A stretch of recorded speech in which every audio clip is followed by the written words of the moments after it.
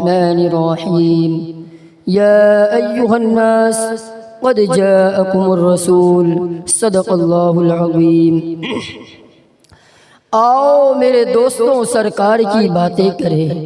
آؤ میرے دوستوں سرکار کی باتیں کرے، آمینہ کے لال کی دیدار کی باتیں کرے، سرکار کی باتیں، سرکار کی باتیں، سرکار کی باتیں۔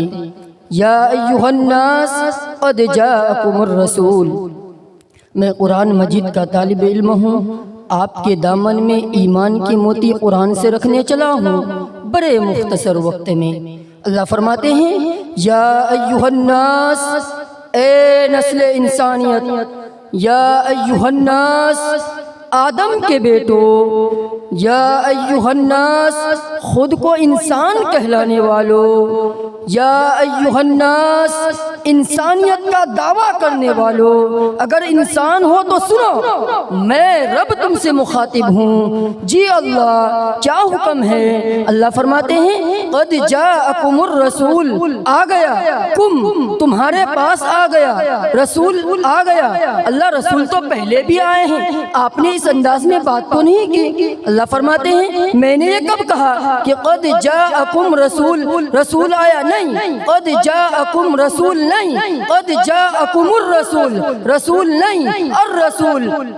آنے والے پہلے بہت سے آئے، لیکن اب وہ آئے جن کے آنے کی زمانے کو ضرورت تھی، وہ آئے جن کی آمد کے لیے بے چین فطرت تھی، وہ آئے نغمہ داؤد میں جن کا ترانہ تھا، وہ آئے مسترب تھی جن کے لیے وادی بطحا، وہ آئے جن کی بشارت دے گئے حضرت عیسیٰ، وہ آئے جن کے دم سے عرش اعظم پر اجالا تھا۔ ارے لوگو، وہ آئے جن کے قدموں کے لیے کعبہ ترستا تھا۔ میرا خاص آ گیا، میرا حبیب آ گیا، میرا محبوب آ گیا، میرا لاڈلا آ گیا، میرا پیارا آ گیا۔ اسلام کے دشمنوں، میرے آقا کی توہین کرنے کے در پہ ہو تم جتنی بھی ایڑیاں اٹھا لو، تمہاری نگاہیں، تمہاری سوچ، تمہارا تخیل، تمہارا تصور، تمہارے ارادے وہاں تک نہیں پہنچ سکتے جہاں سے میرے آقا کا مقام شروع ہوتا ہے۔ یا ایھا الناس قد جاءکم الرسول، ایک ہے کہ میں بات کروں، ایک ہے کوئی اور خطیب بات کرے آقا کی تعریف میں، ایک ہے کہ کوئی نعت خواں بات کرے، بزم حسان بات کرے، علماء حق، علماء اہل سنت بات کرے۔ ارے میرے آقا کا مقام تو وہ ہے کہ جس کے لیے رب عرشوں سے بولتا ہے اور کہتا ہے محبوب ورفعنا لک ذکرک، محبوب تیرا ذکر تو میں رب نے بلند کر دیا۔ اللہ نے میرے آقا کو ایسا مقام عطا فرمایا ہے، میرے آقا اٹھے تو آسمان کو عروج ملے، میرے آقا بیٹھے تو دھرتی کو سکون ملے، میرے آقا کو پسینہ آئے تو گلشن مہکنے لگے، میرے آقا مسکرائے تو ستارے چمکنے لگے، میرے آقا لب ہلائے تو انادیل چہکنے لگے، میرے آقا بات کرے تو پھول جھڑنے لگے۔ میرے آقا کو اللہ نے ایسا مقام عطا فرمایا، میرے آقا سر اٹھا کے بولے قرآن بنے، سر جھکا کے بولے حدیث بنے، قدم اٹھائیں سنت بنے، قدم رکھیں تو جنت بنے، جسے محبت سے دیکھیں صحابی بنے، جسے رب سے مانگے فاروق بنے، جس سے نکاح کرے ام المؤمنین بنے، جو پیدا ہو خاتون جنت بنے، جسے بیٹیاں دے ذوالنورین بنے، جسے چومے حسین بنے، جسے مصلی دے صدیق بنے۔ اللہ قرآن میں فرماتے ہیں محبوب ورفعنا لک ذکرک، ہم نے آپ کا ذکر بلند کر دیا۔ اور اللہ یہ نہیں فرماتے ہیں میں ذکر بلند کروں گا، نہیں، کر دیا۔ محبوب میں یہ نہیں چاہتا کہ کوئی یہ کہے کہ کسی کے ذکر کرنے سے تیرا ذکر بلند ہوا، نہیں، تیرا ذکر کرنے سے تو ذکر کرنے والا بلند ہوا ہے۔ محبوب میں نے تیرا ذکر اتنا بلند کر دیا، اتنا بلند کر دیا کہ آسمانوں میں ذکر تیرا، زمینوں میں ذکر تیرا، خلاؤں میں ذکر تیرا، کلمے میں ذکر تیرا، اذانوں میں ذکر تیرا، نمازوں میں ذکر تیرا، مومنوں کی زبانوں پہ ذکر تیرا۔ اللہ نے میرے آقا کو ساری کائنات کا سردار بنا دیا، کائنات کو وجود ملا میرے آقا کے ذریعے، چنانچہ حدیث قدسی میں وارد ہے لولاک لما خلقت الافلاک، اے محبوب صلی اللہ علیہ وسلم اگر آپ نہ ہوتے تو میں کائنات کو پیدا ہی نہ کرتا۔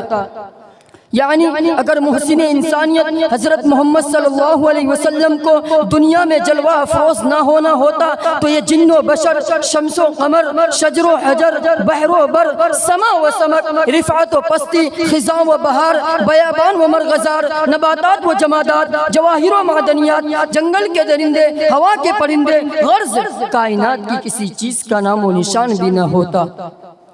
گر ارض و سما کی محفل میں لولاک لمحہ کا شور نہ ہو، گر ارض و سما کی محفل میں لولاک لمحہ کا شور نہ ہو، یہ رنگ نہ ہو گلزاروں میں، یہ نور نہ ہو سیاروں میں۔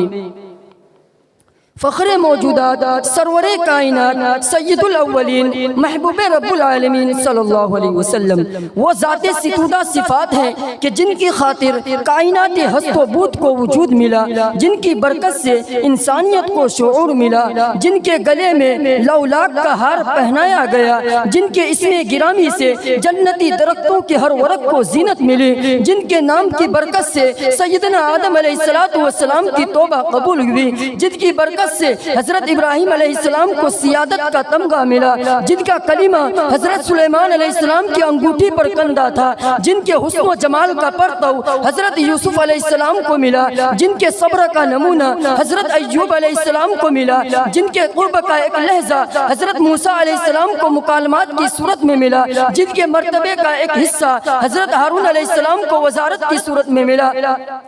جن کی نعت کا ایک مصرع حضرت داؤد علیہ السلام کا نغمہ بنا، جن کی عفت کا شمع عصمت یحییٰ کا جلوہ بنا، جن کے دفتر حکمت کی ایک سطر حضرت لقمان علیہ السلام کو نصیب ہوئی، جن کی رفعت و بلندی کی ایک جھلک حضرت عیسیٰ علیہ السلام کو نصیب ہوئی، جن کی آمد کی برکت سے لشکر ابرہہ کا عصف معقول بنا، جن کی ولادت باسعادت سے فارس کے آتش کدے بجھے، جن کی زبان فیض ترجمان سے گہوارے میں اللہ اکبر کے الفاظ صادر ہوئے، جن کی انگشت مبارک کے اشارے پر چاند دو لخت ہوا، جن کے در اقدس کے خاک نشین صدیق اکبر بنے، جن کے خرمن ایمان کے ریزہ چین فاروق اعظم بنے، جن کے حیا کی کرن سے عثمان ذی النورین بنے، جن کے بحر علم کی چیٹوں سے علی المرتضی باب العلم بنے، جن پر رب کریم اور اس کے فرشتے درود بھیجتے ہیں، جن کی امت کو خیر الامم کے نام سے یاد کرتے ہیں۔